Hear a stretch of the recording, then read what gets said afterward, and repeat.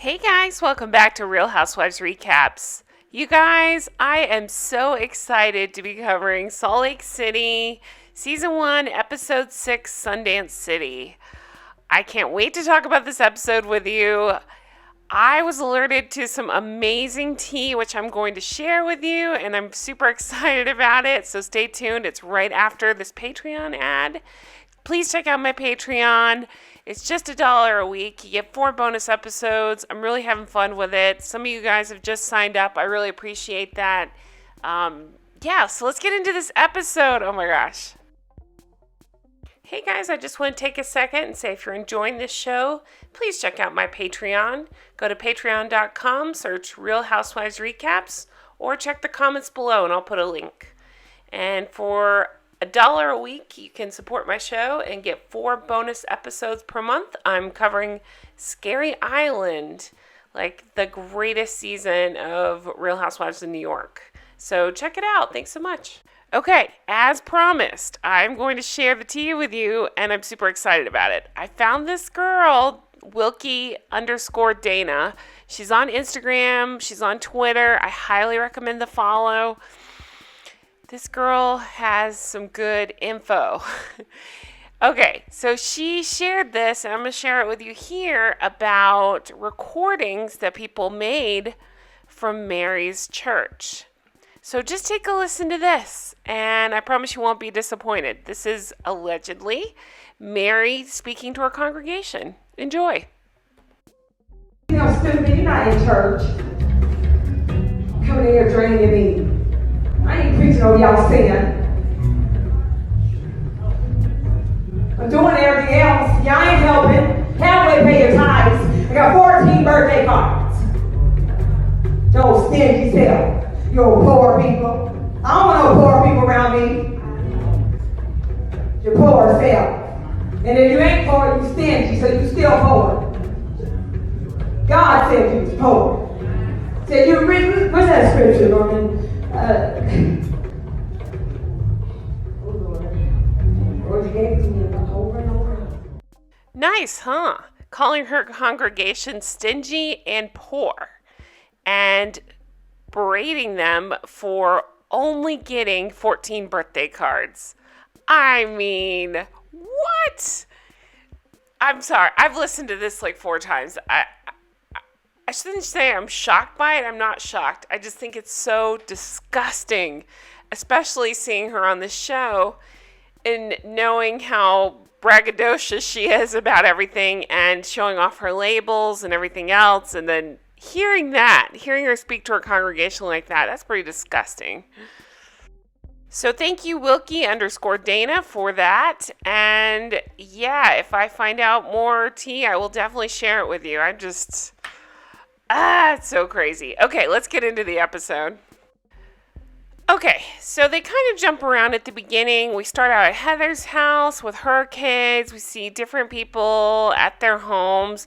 Basically, the whole thing revolves around Sundance. Sundance is a big deal, but at the same time, they're showing that this fashion show is coming.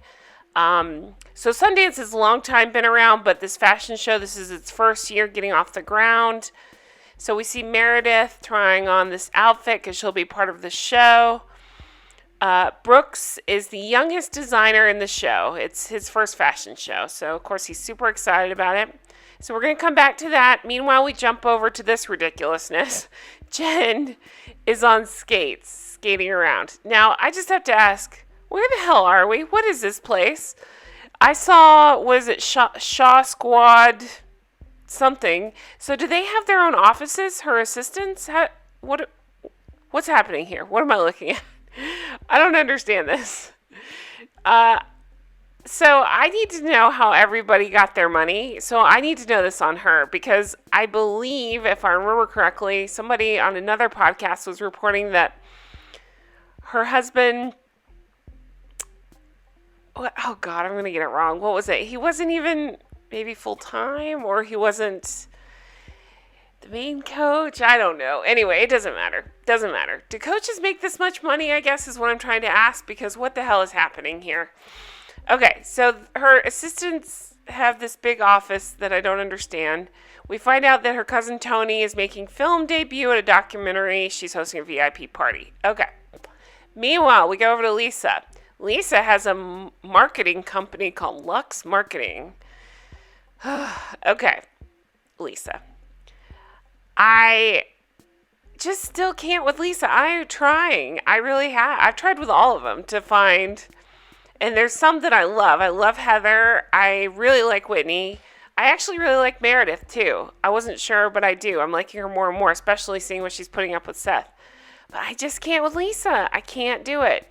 So she's talking about, I mean, just every sentence is how perfect she is and how great she is, and she's good at what she does, and my upbringing is the reason I am the way I am. Apparently she's one of 6 children.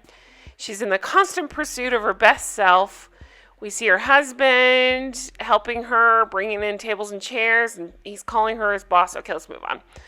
She's talking about 1 hour sleep with 100 projects. Gag me. Whitney is telling Justin, her husband, about Mary's lunch.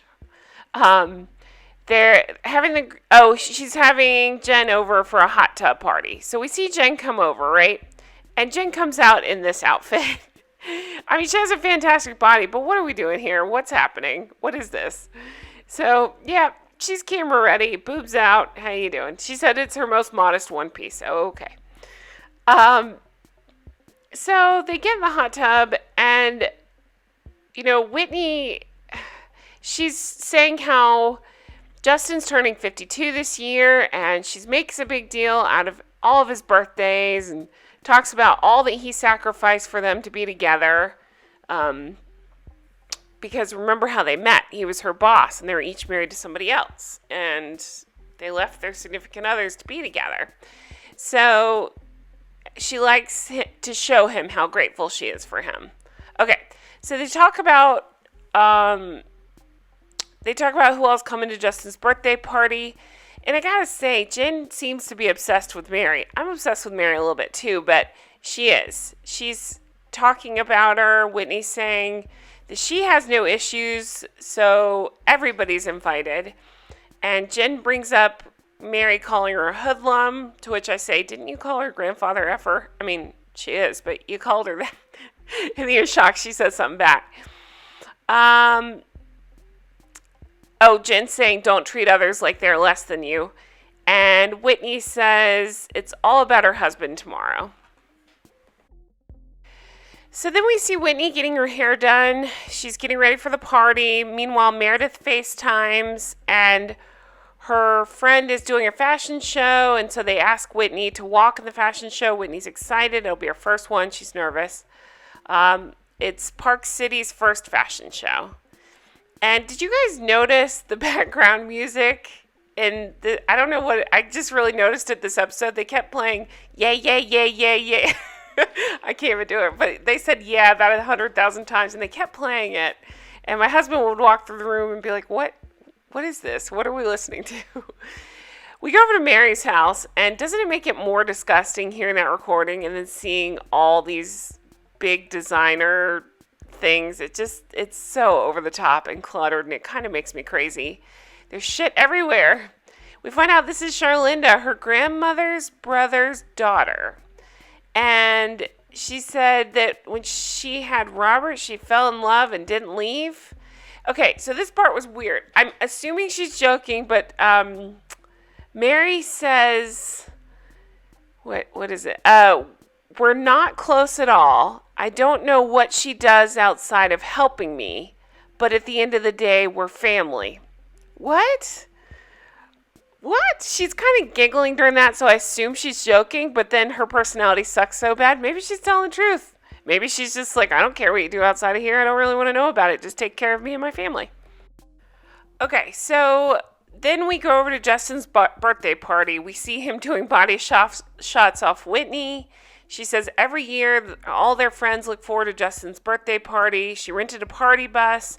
Everybody's dancing on it. Whitney is doing a dance on him for it. It was kind of hot, I thought. But Heather, she says she's decades younger. She's decades sexier and not afraid to turn it up, talking about Whitney and Justin. So it's kind of fun. I won't lie. I want to be on that party bus too. It looks like fun. They go to this friend's mansion. It's huge. Her name's Catherine, and they said she owns Park City Live. It's some sort of like, I think, club DJ situation. And Heather said she's the queen of Sundance, but don't tell Lisa. So they toast to Justin's birthday. Mary walks up. She arrives, and she ends up going up to Jen, and Mary says, if I have to be around someone, I don't want to be fighting. I'm going to talk to Jen and see what's up. And no, I'm not a fan of Mary, but I think that's a mature way of handling it. Even if two people don't like each other, like, you can just fake it till you make it, get along, pretend, whatever, at a friend's birthday party. It's fine. You can be in the same room together, right? So, let's see. Mary says, how you feeling? Like, really, Jen, it's been crazy. And Jen admits that she does care about Mary. And Mary says, what I said, I shut it down. I can't take it. And Jen talks about her asking them to open up at lunch. I'm not going to go through all this. You get the idea. So they go back and forth. They rehash it. They kind of make up. But then Mary brings up Jen saying grandfather effer. Jen completely denies it. Mary to camera says she's straight up lying. And Jen said, I was drinking that night. I can't remember what I said. And to camera, Mary saying, you're fake. And I say, you're both fake. But they decide to move on. We'll see. We go over to Brooks and Meredith. Park City apparently is just outside of Salt Lake. Every year is Sundance. And they have the first ever Park City Fashion Week. So she's going to be walking in a show wearing her own jewelry and wearing a friend's fashion. And Meredith is saying Brooks has always loved fashion. He produced hundreds of tracksuits. This is his first big show. Seth, the creep, his dad, can't come. Ugh, Seth. Brooks is upset. He wanted him to come support his first fashion show. Seth is taking over a new company in Ohio, so he can't be there. So we find out later, it sounds like it has more to do possibly with Meredith and Seth's split. But I felt bad for, oh my God, why can't it's Brooks? Jeez, I'm having troubles with names this week, you guys. Okay, so I felt bad for Brooks because he really wanted his dad there. Then we go over to Lisa. She's saying this is one of the most amazing events put on at Sundance. The walls are peel away. Okay, so I do have to say this is interesting. It's just interesting to see it all come together. This is a party for McMillions. If you don't know what I'm talking about, it was super popular. I watched it. Oh my God, this year sucks. I can't even remember when it was, but earlier in the year, I watched it, and it was really good. It's like a documentary about some people. I don't want to give it away. So it just has to do with the McDonald's Monopoly game, basically. So if you haven't seen it, find it, watch it. I believe I watched it on HBO Max. Anyway, she's the Sundance queen. She never disappoints. That's what she's saying. So again, she's kissing her own ass every chance she gets. Meanwhile, we see her kids with a babysitter. There's nothing wrong with that. Fine, get a babysitter, go do your work. I'm not judging that. The part I judge is they call her, she immediately hangs up on them, and she says to camera, during Sundance, Mommy is MIA. I don't answer my phone unless it's work-related. Okay. That's just a shitty thing to say, right? Like, even if you feel that way, are you going to say that on camera? Jeez. Okay, so Heather and Whitney go meet up to have a drink, and these are my favorite two on the show right now, so I would like to have a drink with them too. Heather explains this funny thing that Mormons aren't supposed to drink alcohol. So the funny part is that apparently they limit the amount of alcohol you can access. Like, they'll do a single pour and then they'll water it down.